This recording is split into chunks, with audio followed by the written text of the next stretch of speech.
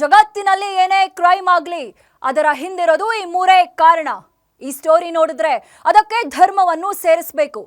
ಅಪರಾಧ ಮಾಡುವಾಗ ಪಾಪಿಗಳ ಮನಸ್ಸಲ್ಲಿ ದುರಾಸೆ, ಮೋಹ, ಆಕ್ರೋಶ, ಕಾಮ ಹೀಗೆ ಏನಿರುತ್ತೋ ಏನೋ ಆಗಬಾರದು ಆಗಿ ಸಿಕ್ಕಿಬಿದ್ದ ಮೇಲೆ ಪ್ರತಿಯೊಬ್ಬ ಅಪರಾಧಿಗೂ ಅನ್ನಿಸೋದು ಮನಸ್ಸಿನಲ್ಲಿ ಕಾಡೋ ಮೊದಲ ಮತ್ತು ಕೊನೆಯ ಪ್ರಶ್ನೆ ಒಂದೇ, ಇದೆಲ್ಲ ಬೇಕಿತ್ತ? ಜಗತ್ತಿನ ಮುಂದೆ ಬಣ್ಣ ಕಳಚಿದ ಮೇಲೆ ಪಾಕ್ಗೂ ಈಗ ಅದೇ ಅನ್ನಿಸ್ತಿದೆ. ಇದೇ ಹೊತ್ತಿನ ಸ್ಪೆಷಲ್ ಯುದ್ಧ ಫಿಕ್ಸ್ ಭಾಗ 6 ಉಗ್ರರ ಹೆಜ್ಜೆ. ನಾನು ಕೀರ್ತಿಶ್ರೀ.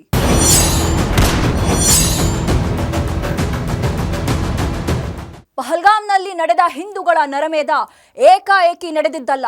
ಉಗ್ರರು ದಿಢೀರಂತ ಪ್ರತ್ಯಕ್ಷವಾಗಿದ್ದಲ್ಲ.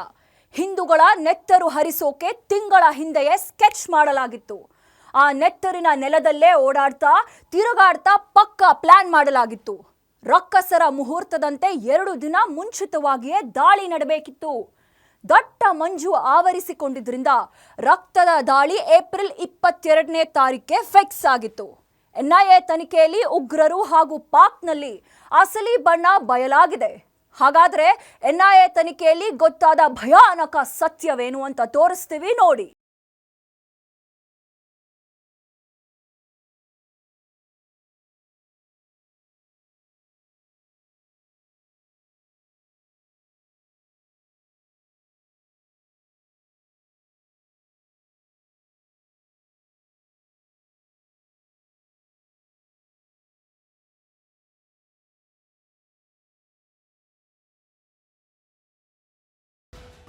ಪಹಲ್ಗಾಮ್ ಪ್ರವಾಸಿಗರ ನೆಚ್ಚಿನ ತಾಣ ಹಸಿ ಹಸಿಯಾಗಿದೆ.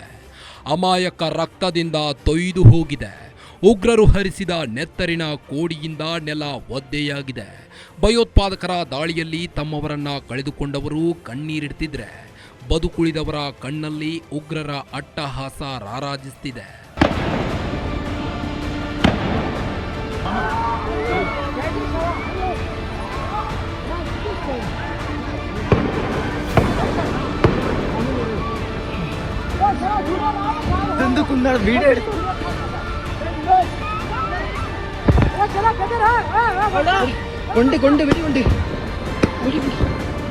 यहाँ पे उसने बोला कि शायद मुस्लिम नहीं है, उसने उसको गोली मार दी। नहीं आप टेंशन मत लो, अब बेटा आप यहाँ पे रहो, हम साथ में.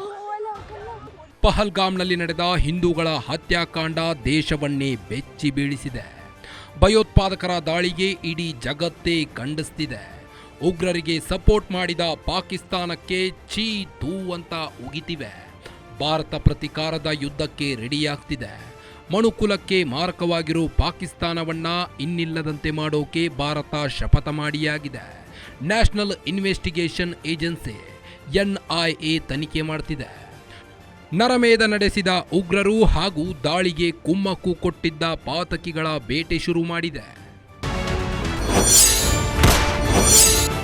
ಎನ್ಐಎ ತನಿಖೆಯಲ್ಲಿ ಬಯಲಾಯಿತು ಸ್ಫೋಟಕ ಸತ್ಯ. 2 ದಿನ ಮುಂಚೆ ಸ್ಕೆಚ್ ಹಾಕಿದ್ರ ನರ ರಾಕ್ಷಸರು. ಆ ಮುಹೂರ್ತ ಮಿಸ್ ಆಗಿದ್ಯಾಕೆ? ಉಗ್ರರು ಕಾದಿದ್ಯಾಕೆ? ಏಪ್ರಿಲ್ 22 ಭಾರತೀಯರು ಎಂದಿಗೂ ಮರೆಯಲಾಗದ ಕರಾಳ ದಿನ.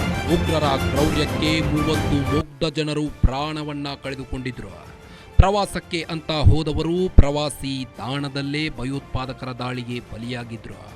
ಉಗ್ರರ ಬೆನ್ನಟ್ಟಿದ ಭಾರತೀಯ ಸೈನಿಕರು ಮನೆಗಳನ್ನ ಉಡಿಸ್ ಮಾಡಿದ್ದಾರೆ. ದಟ್ಟ ಕಾಡಿನಲ್ಲಿ ಅಡಗಿ ಕೂತಿರೋ ಆ ರಾಕ್ಷಸರ ಹೆಜ್ಜೆ ಗುರುತು ಪತ್ತೆ ಮಾಡ್ತಿದ್ದಾರೆ. ತನಿಖೆಗೆ ಫೀಲ್ಡಿಗಿಳಿದ ಎನ್ಐಎ ಸ್ಫೋಟಕ ಅಂಶಗಳನ್ನ ಪತ್ತೆ ಮಾಡಿದೆ.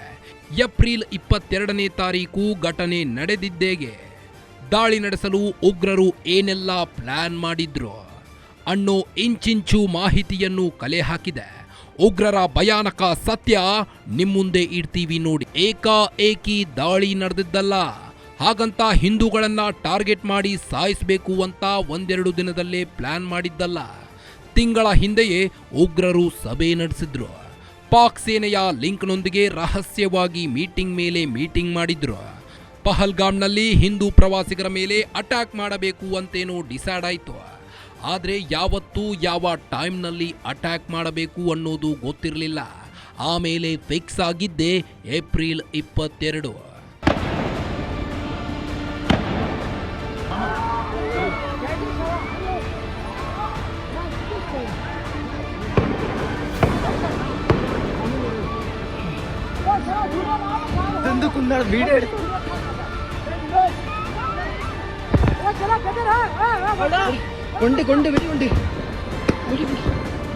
यहाँ पे उसने बोला कि ये शायद मुस्लिम नहीं है, उसने उसको गोली मार दी। नहीं आप टेंशन मत लो, अब बेटा आप यहाँ पे रहो, हम साथ में।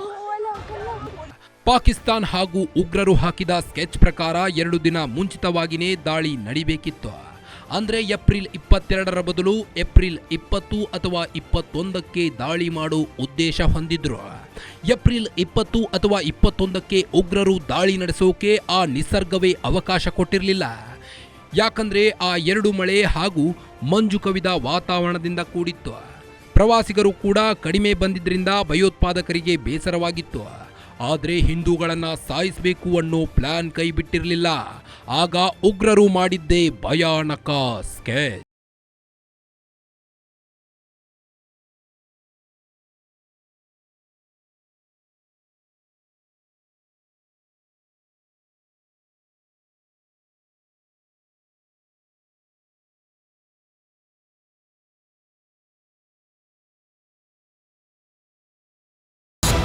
ಹೇಗಿತ್ತು ಉಗ್ರರ ಸ್ಕೆಚ್?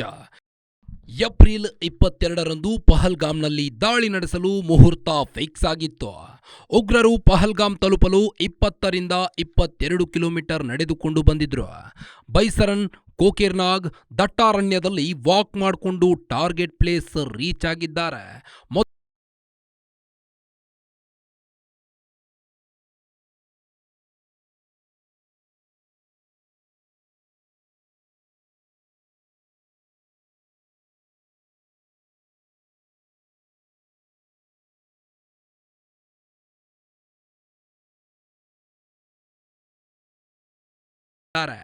ಅವರು ನಾವು ಹಿಂದೂಗಳು ಅಂತ ಹೇಳ್ತಿದ್ದಂತೆ 4 ಮೇಲೆ ಫೈರಿಂಗ್ ಮಾಡಿದ್ದಾರೆ. ಸುಮಾರು 20ರಿಂದ 30 ನಿಮಿಷ ಗುಂಡಿನ ದಾಳಿ ನಡೆಸಿ ಅಮಾಯಕರ ರಕ್ತ ಹರಿಸಿದ್ದಾರೆ. ಒಟ್ಟು 4 ಉಗ್ರರು. 2 ಬಲಭಾಗದಿಂದ ಬಂದ್ರೆ ಇನ್ನಿಬ್ಬರು ಎಡಭಾಗದಿಂದ ಎಂಟ್ರಿ ಕೊಟ್ಟಿದ್ದಾರೆ. ಅಂದಾಗೆ ಉಗ್ರರು ಯಾವುದೋ ಕಾಂಜಿ ಪಿಂಜಿ ಗನ್ ಹಿಡ್ಕೊಂಡು ಬಂದಿರಲಿಲ್ಲ. ಪಹಲ್ಗಾಮ್ ದಾಳಿಗೆ ಅಂತಲೇ AK-47 ಹಾಗೂ M4 ಅಸಾಲ್ಟ್ ರೈಫಲ್ಗಳ ಸಮೇತ ಪಹಲ್ಗಾಮ್ ಪ್ರವಾಸಿ ತಾಣಕ್ಕೆ ಕಾಲಿಟ್ಟಿದ್ರು. ಇಂಥದ್ದೊಂದು ದಾಳಿ ನಡೆಸಬೇಕು ಅಂತಲೇ ಬೈಸರನ್, ಕೋಕೇರ್ನಾಗ್ ದಟ್ಟ ಕಾಡಿನಲ್ಲಿ ನಡೆದುಕೊಂಡು ಬಂದಿದ್ರು. ಅದು 20ರಿಂದ 22 ಕಿಲೋಮೀಟರ್. ಈ ಉಗ್ರರಿಗೆ ಏನ್ ಬೇಕು, ಏನ್ ಬೇಡ, ಎಲ್ಲಾ ಫೆಸಿಲಿಟಿನೂ ನೋಡ್ಕೊಂಡಿದ್ದು ಇದೇ ಪಾಪಿ ಪಾಕಿಸ್ತಾನ.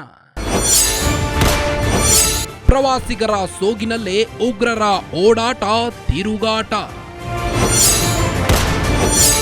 ಮಠ ಮಧ್ಯಾಹ್ನ ಪ್ರವಾಸಿಗರ ಮೇಲೆ ಫೈರಿಂಗ್. ಈ 4 ಉಗ್ರರು ಪಾಕ್ ಸೇನೆಯೊಂದಿಗೆ ಲಿಂಕ್ನಲ್ಲಿದ್ರು. 3 ಪಾಕಿಸ್ತಾನ್ ಉಗ್ರರೇ ಆದ್ರು. ಮತ್ತೊಬ್ಬ ಕಾಶ್ಮೀರಿ ಹುಡುಗನಾಗಿದ್ದ. ಪಕ್ಕಾ ಟ್ರೈನಿಂಗ್ ಹಾಗೂ ಪಕ್ಕಾ ಇನ್ಫಾರ್ಮೇಶನ್ ಮೇಲೆ ಪಹಲ್ಗಾಮ್ ಬಂದಿದ್ರು. ಬಂದ ಕೂಡಲೇ ಪ್ರವಾಸಿಗರ ಮೇಲೆ ಗುಂಡಿನ ದಾಳಿ ನಡೆಸಿಲ್ಲ. ಬದಲಿಗೆ ಪ್ರವಾಸಿಗರ ಸೋಗಿನಲ್ಲೇ ಓಡಾಡಿದ್ದಾರೆ. ಯಾವ ಧರ್ಮದವರು ಜಾಸ್ತಿ ಬಂದಿದ್ದಾರೆ, ಯಾವಾಗ ಅಟ್ಯಾಕ್ ಮಾಡಬೇಕು ಅಂತ ಯೋಚನೆ ಮಾಡ್ತಾ ತಿರುಗಾಡಿದ್ದಾರೆ. ಮಧ್ಯಾಹ್ನ 2:30 ಆಗುತ್ತಿದ್ದಂತೆ ಪ್ರವಾಸಿಗರ ಸಂಖ್ಯೆ ಹೆಚ್ಚಾಗಿದೆ. ರಣಹದ್ದುಗಳಂತೆ ಕಾಯ್ತಿದ್ದ ಉಗ್ರರ ಕಣ್ಮುಂದೆ ನೋಡುತ್ತಿದ್ದಂತೆ ಪ್ರವಾಸಿಗರ ದಂಡೆ ಹರಿದು ಬಂದಿದೆ. ಇದೇ ಒಳ್ಳೆ ಟೈಮ್ ಅಂತ ಸಿದ್ಧವಾದ ಈ ರಾಕ್ಷಸರು ಗುಂಡಿನ ದಾಳಿಗೆ ಮುಂದಾದ್ರು. ಹಣೆಗೆ ಕತ್ತಿಗೆ ರೈಫಲ್ ಹಿಡಿದು ನಿನ್ನ ಧರ್ಮ ಯಾವುದು ಅಂತ ಕೇಳಿದ್ದಾರೆ. ಹಿಂದೂ ಅಂತ ಗೊತ್ತಾಗ್ತಿದ್ದಂತೆ ಫೈರಿಂಗ್ ಮಾಡಿ ಹತ್ಯೆ ಮಾಡಿದ್ದಾರೆ. ಜಸ್ಟ್ ಅರ್ಧ ಗಂಟೆಯಲ್ಲೇ 30 ಜನರ ಜೀವ ತೆಗೆದು ಎಸ್ಕೇಪ್ ಆಗಿದ್ದಾರೆ ಎನ್ನುವುದು NIA ತನಿಖೆಯಲ್ಲಿ ಬಯಲಾಗಿದೆ.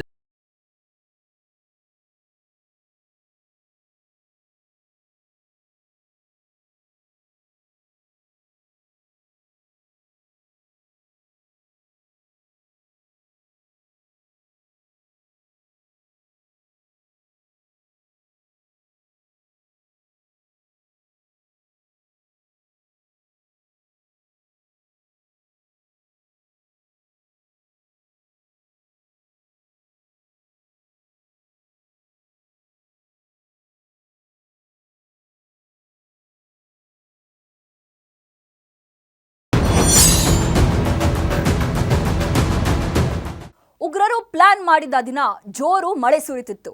ದಟ್ಟ ಮಂಜು ಆವರಿಸಿಕೊಂಡಿತ್ತು. ಅಟ್ಯಾಕ್ ಪೋಸ್ಟ್ಪೋನ್ ಆದ್ರೂ ಅಂದುಕೊಂಡಿದ್ನ ಕೊನೆಗೆ ಸಾಧಿಸಿದ್ರು ಆ ನರ ರಾಕ್ಷಸರು. ಆ ಉಗ್ರ ಗ್ಯಾಂಗ್ ಹಿಂದೆ ಇದ್ದಿದ್ದು ಪಾಕಿಸ್ತಾನದ ಸೇನೆ.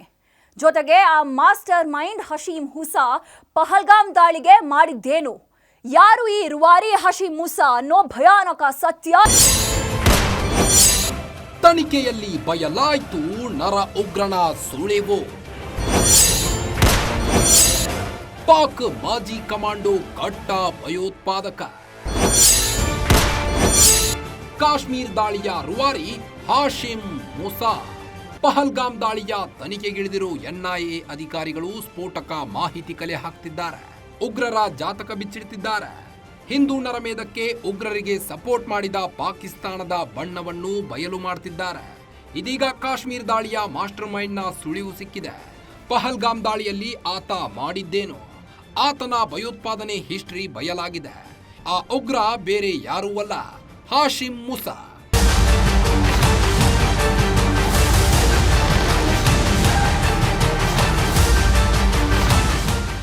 ಈತನೇ ನೋಡಿ ಹಾಶಿಮ್ ಮೂಸಾ. ದೇಹ ಒಣಗಿರೋ ನುಗ್ಗೆಕಾಯಿ ಇದ್ದಂಗಿದೆ. ಆದರೆ ಅಡಿಯಿಂದ ಮುಡಿವರೆಗೂ ಭಯೋತ್ಪಾದನೆಯನ್ನೇ ತುಂಬಿಕೊಂಡಿದ್ದಾನೆ.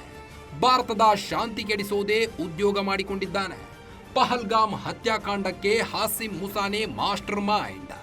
ಉಳಿದ ಮೂವರಿಗೆ ಲೀಡರ್ ಆಗಿ ಕೆಲಸ ಮಾಡುತ್ತಿದ್ದ ಯಾವುದೋ ಭೂಗತ ಪ್ರದೇಶದಲ್ಲಿ ಕೂತು ಪಹಲ್ಗಾಮ್ ದಾಳಿಗೆ ಕುಮ್ಮಕ್ಕು ಕೊಟ್ಟಿಲ್ಲ. ಬದಲಿಗೆ ಈ ಮೂಸಾನೇ ಮುಂದೆ ನಿಂತು ಹಿಂದೂಗಳ ನರಮೇಧದಲ್ಲಿ ಮೂಸಾನೇ ಭಾಗಿಯಾಗಿದ್ದಾನೆ. ಈತನ ಹಿಸ್ಟರಿ ಕೆದಕಿದ ಎನ್ಐಎ ಅಧಿಕಾರಿಗಳಿಗೆ ಆಗಿದ್ದು ಅಂತಿಂತ ಅಚ್ಚರಿಯಲ್ಲ.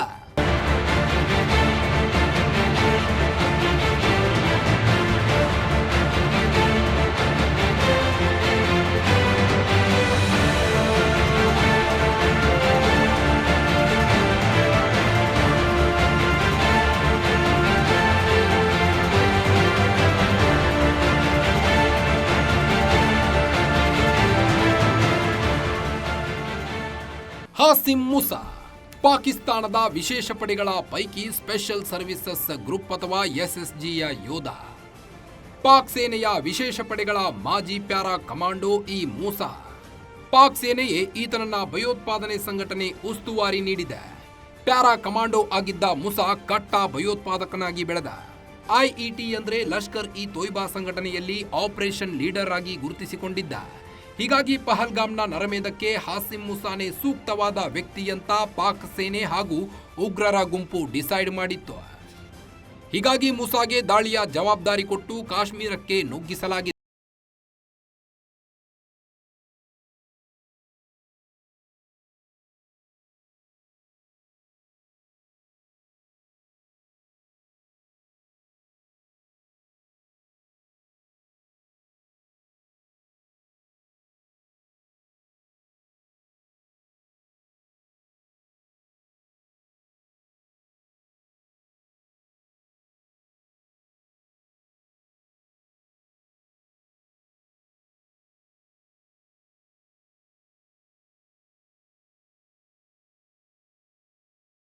ಟ್ರೈನಿಂಗ್. ಲಷ್ಕರ್ ಇ ತೊಯ್ಬಾ ಸಂಘಟನೆ ನಾಯಕರಿಗೆ ಹಾಶಿಮ್ ಮೂಸಾ ನೀಲಿ ಗನ್ನಿನ ಹುಡುಗನಾಗಿದ್ದ. ಮಾಜಿ ಪ್ಯಾರಾ ಕಮಾಂಡೋ ಬೇರೆ ಆಗಿದ್ರಿಂದ ನೆಚ್ಚಿನ ವ್ಯಕ್ತಿಯಾಗಿದ್ದ. ಅದ್ಯಾಕೆ ಅಂದ್ರೆ ಉಗ್ರರಿಗೆ ಕೊಡೋ ಟ್ರೈನಿಂಗೇ ಬೇರೆ, ಪ್ಯಾರಾ ಕಮಾಂಡೋಗಳಿಗೆ ಕೊಡೋ ಟ್ರೈನಿಂಗೇ ಬೇರೆ. ಹಾಶಿಮ್ ಮೂಸಾ ಕಟ್ಟ ಭಯೋತ್ಪಾದಕನಾದ. ಸೇನೆಯಲ್ಲಿ ಪ್ಯಾರಾ ಕಮಾಂಡೋಗಳಿಗೆ ವಿಶೇಷ ತರಬೇತಿ ನೀಡಲಾಗುತ್ತೆ. ಪ್ಯಾರಾ ಕಮಾಂಡೋಗಳು ರಹಸ್ಯ ಕಾರ್ಯಾಚರಣೆಯಲ್ಲಿ ಎಕ್ಸ್ಪರ್ಟ್ ಆಗಿರ್ತಾರೆ. ಅತ್ಯಾಧುನಿಕ ಶಸ್ತ್ರಾಸ್ತ್ರಗಳನ್ನು ಬಳಸುವ ಟ್ರೈನಿಂಗ್ ಅನ್ನ ಪಡೆದಿರ್ತಾರೆ. ಕಮಾಂಡೋಗಳು ಏಕಾಂಗಿಯಾಗಿ ಕೈಯಿಂದ ಹೋರಾಡುವ ತಾಕತ್ತು ಹೊಂದಿರ್ತಾರೆ. ಎಂಥದ್ದೇ ಕಷ್ಟದ ಪರಿಸ್ಥಿತಿಯನ್ನ ಎದುರಿಸುವುದು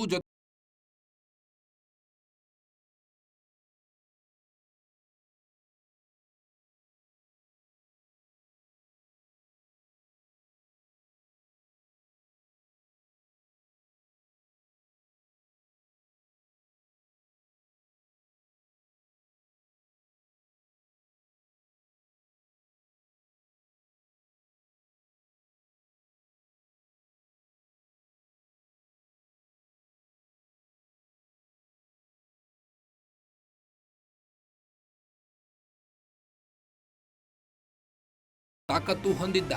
ವೆಪನ್ ಹಿಡಿದು ವಾರ್ಗೂ ಸೈ, ಬರೀ ಕೈಯಲ್ಲೇ ಹೋರಾಡೋಕ್ಕೂ ಸೈ ಎನಿಸಿಕೊಂಡಿದ್ದ. ಹೀಗಾಗಿನೇ ಪಾಕಿಸ್ತಾನ್ ಹಾಸಿಮ್ ಮುಸಾನಿಗೆ ಪಹಲ್ಗಾಮ್ ದಾಳಿಯ ಉಸ್ತುವಾರಿ ನೀಡಿತ್ತು. ಆದ್ರೆ ಈ ನರರಾಕ್ಷಸನ ಅಸಲಿಯತ್ತೇನು, ಯಾರೀತ ಅಂತ ಬಯಲು ಮಾಡಿದ್ದು ಎನ್ಐಎ ಅಧಿಕಾರಿಗಳು ಪಹಲ್ಗಾಮ್ ದಾಳಿ ತನಿಖೆಯಲ್ಲಿ ಪ್ರಮುಖ ಶಂಕಿತರನ್ನ ಮೊದಲು ಗುರುತಿಸಿದ್ರು. 15 ಕಾಶ್ಮೀರಿ ಭೂಗತ ಕಾರ್ಮಿಕರ ವಿಚಾರಣೆ ಸಮಯದಲ್ಲಿ ಹಾಸಿಮ್ ಮುಸಾನ ಹೆಸರು ಕೇಳಿಬಂದಿತ್ತು. ಮತ್ತಷ್ಟು ತನಿಖೆಯ ಆಳಕ್ಕಿಳಿದಾಗ ಹಾಸಿಮ್ ಮುಸಾ ಪಾಕ್ನ ಮಾಜಿ ಪ್ಯಾರಾ ಕಮಾಂಡೋ ಅನ್ನೋದು ಗೊತ್ತಾಗಿದೆ. ಹಾಸಿಮ್ ಮುಸಾಗೆ ವೆಪನ್ ಹಾಗೂ ಬೇಕಾದ ಎಲ್ಲ ಫೆಸಿಲಿಟಿನೂ ಪಾಕ್ನ ಇಂಟರ್ ಸರ್ವಿಸ್ ಇಂಟೆಲಿಜೆನ್ಸ್ ISI ನೀಡಿದೆ ಅಂತ ಹೇಳಲಾಗ್ತಿದೆ. ಈ ಹಿಂದೆ ಕಾಶ್ಮೀರದಲ್ಲಿ ನಡೆದ ಗಗಂಗೀರ್ ಮತ್ತು ಬುಟಾಪತ್ರಿಯ ದಾಳಿಯಲ್ಲೂ ISI ಕೈವಾಡವಿತ್ತು. ಹೀಗಾಗಿ ಪಹಲ್ಗಾಮ್ ದಾಳಿಯಲ್ಲೂ ISIನ ಕೃತ್ಯವಿರೋದರಲ್ಲಿ ಅನುಮಾನವೇ ಇಲ್ಲ.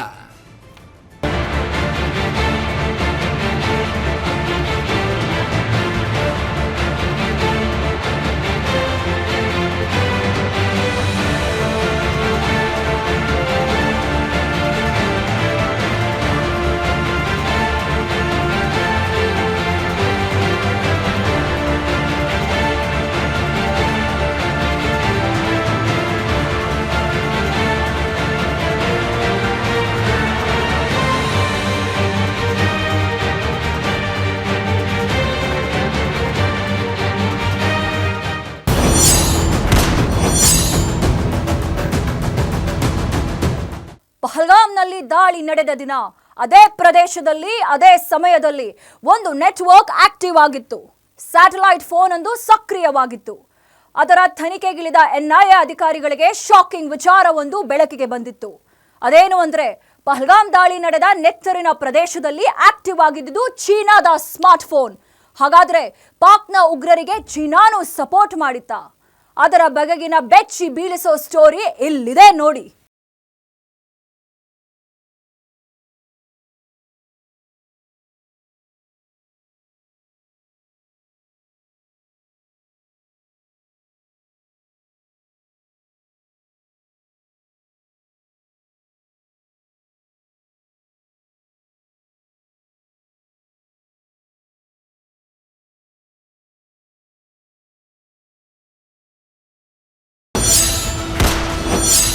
ಪಹಲ್ಗಾಮ್ ದಾಳಿಗೆ ಭಯೋತ್ಪಾದಕರಿಂದ ಚೀನಾ ಆಪ್ ಬಳಕೆ.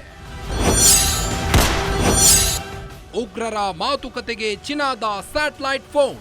ಚೀನಾ ಹಾಗೂ ಪಾಕಿಸ್ತಾನ್ ಎರಡರದ್ದು ಕಂತ್ರಿ ಬುದ್ಧಿನೇ, ಕುತಂತ್ರಿ ಕೆಲ್ಸಾನೆ. ಪಾಕ್ ಚೀನಾದ ಭಿಕ್ಷೆಯಲ್ಲಿ ಬದುಕುತ್ತಿದೆ. ಪಾಕ್ನಿಂದ ಕತ್ತೆ, ಬಾತುಕೋಳಿ, ಬಡ್ಡಿ ವಸೂಲಿ ಮಾಡಿಕೊಂಡು ಚೀನಾ ಹಾಯಾಗಿದೆ. ಭಾರತದ ವಿಚಾರದಲ್ಲಿ ಮಾತ್ರ ಪಾಕ್ ಹಾಗೂ ಚೀನಾ ಯಾವಾಗಲೂ ಒಂದಾಗ್ತಿರ್ತವೆ. ಮೊದಲಿನಿಂದಲೂ ಚೀನಾ ಪಾಕಿಸ್ತಾನದ ಪರವಾಗಿಯೇ ಮಾತನಾಡುತ್ತೆ, ತನ್ನ ಮಿತ್ರನ ಪರವಾಗಿಯೇ ನಿಲ್ಲುತ್ತೆ. ಪಹಲ್ಗಾಮ್ ದಾಳಿಗೂ ಕೂಡ ಚೀನಾ ಸಹಾಯ ಮಾಡಿರುವುದು ಬಟಾಬಯಲಾಗಿದೆ. NIA ಅಧಿಕಾರಿಗಳ ತಂಡಕ್ಕೆ ಉಗ್ರರು ದಾಳಿಗೂ ಮುನ್ನ ಚೀನಾದ ಸ್ಯಾಟಲೈಟ್ ಫೋನ್ ಬಳಕೆ ಮಾಡಿರುವುದು ತನಿಖೆಯಲ್ಲಿ ಬಯಲಾಗಿದೆ.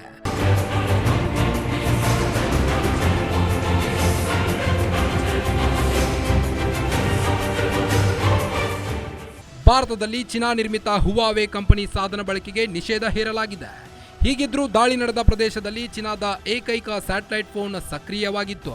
ಅಲ್ಲಿಗೆ ಕಾಶ್ಮೀರದಲ್ಲಿನ ನರಮೇಧಕ್ಕಾಗಿ ಉಗ್ರರಿಗೆ ಚೀನಾ ಕೂಡ ಸಪೋರ್ಟ್ ಮಾಡಿದಂತಾಗಿದೆ. ಇದು ಬಯಲಾಗುತ್ತಿದ್ದಂತೆ ಚೀನಾ